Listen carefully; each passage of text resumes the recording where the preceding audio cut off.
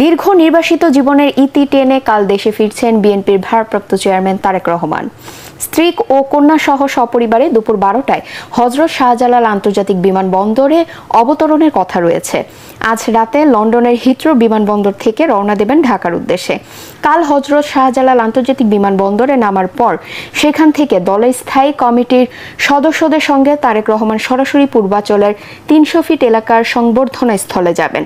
সেখান থেকে এভারকেয়ার হাসপাতালে চিকিৎসাধীন মা ও বিএনপি চেয়ারপারসন খালেদা জিয়ার সঙ্গে কিছু সময় কাটিয়ে গুলশানের বাসভবনে যাওয়ার কথা রয়েছে তার।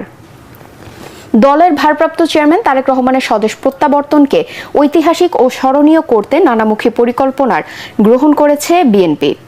রাজধানী কুড়িল থেকে সংবর্ধনা মঞ্চের পরবর্তী অংশ পর্যন্ত রাস্তার দুপাশে তারেক রহমানকে স্বাগত জানিয়ে লাগানো হয়েছে ব্যানার ফেস্টুন।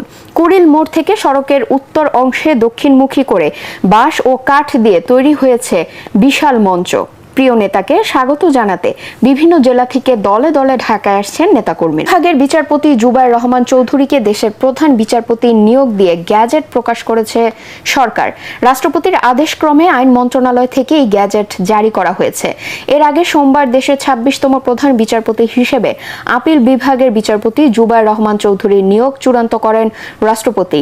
আগামী 28 ডিসেম্বর বঙ্গভবনে নতুন প্রধান বিচারপতির শপথ নেওয়ার কথা রয়েছে। আগামী 27 ডিসেম্বর অবসরে যাচ্ছেন দেশের 25তম প্রধান বিচারপতি ডক্টর সৈয়দ রেফাত আহমেদ।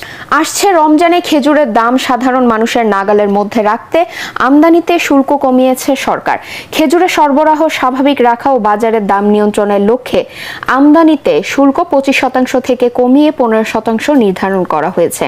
আজ জাতীয় রাজস্ব বোর্ড এ তথ্য জানিয়েছে। এছাড়া বিগত বাজেটে আমদানি পর্যায়ে অগ্রিম আয়কর সংক্রান্ত বিধিমালা সংশোধন করে খেজুর সহ সব ধরনের ফল আমদানির উপর প্রযোজ্য অগ্রিম আয়কর 10% থেকে কমিয়ে 5% করা হয়েছে।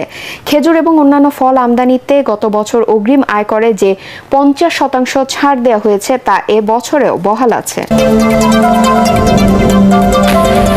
ঘন কুয়াশার কারণে পাটুরিয়া দৌলতদিয়া নৌ রুটে 5 ঘন্টা ফেরি চলাচল বন্ধ থাকার পর এখন স্বাভাবিক হয়েছে।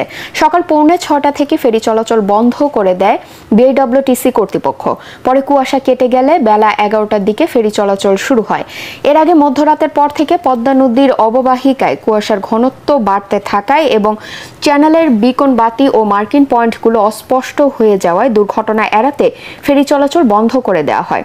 এদিকে সকালের দিকে ফেরি চলাচল বন্ধ থাকায় তীব্র শীতে দুর্ভোগে পড়েন যানবাহনের চালক ও যাত্রী। ধর্মীয় উৎসব বড়দিন, এজন্য সাজ সাজ রব মেহেরপুরের খ্রিস্টান পল্লীগুলোতে। গির্জাগুলো সেজেছে নানা রঙে, সাজানো হয়েছে ক্রিসমাস ট্রি। বড়দিনকে কেন্দ্র করে মানুষে মানুষে ভ্রাতৃত্ববোধ আরো বাড়বে, দেশ থেকে দূর হবে হানাহানি, এমন প্রার্থনার কথাই জানালেন খ্রিস্ট ধর্মাবলম্বীরা।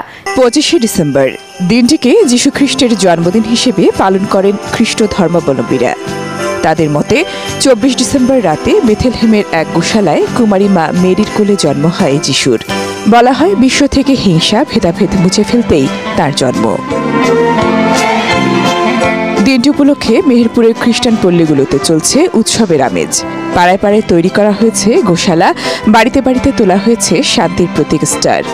রং বেরঙের কাগজ দিয়ে সাজানো হচ্ছে গির্জা, চলছে আলোকসজ্জার কাজ। 24 তারিখ রাতে খ্রিস্টজাগ অর্পণের মধ্য দিয়ে শুরু হবে বড়দিনের মূল আনুষ্ঠানিকতা। রাত্রে আমাদের যে পবিত্র খ্রিস্টজাগ হবে, সকল খ্রিস্ট ভক্তগণ, মুসলমান ভাই বোনেরা, হিন্দু ভাই বোনেরা একসঙ্গে মিলেমিশে শান্তিতে বসবাস করতে পারি।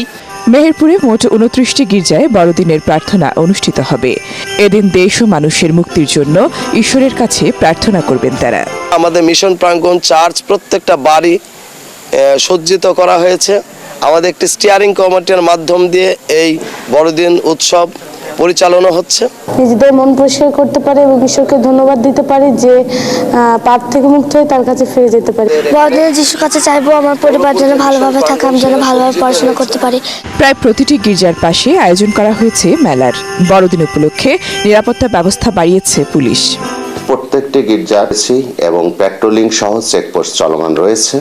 সকল ধর্মের মানুষকে সাথে নিয়ে দিনটি পালন করতে চান খ্রিস্ট ধর্মাবলম্বীরা। লিবিয়ার সেনাপ্রধান মোহাম্মদ আলী আহমেদ আল হাদ্দাদ নিহত হয়েছেন। মঙ্গলবার তুরস্কের রাজধানী আঙ্কারার কাছে বিমান বিধ্বস্ত হয়ে তার মৃত্যু হয়। তার সঙ্গে আরও 4 কর্মকর্তা ও 3 বিমান ক্রু নিহত হয়েছেন।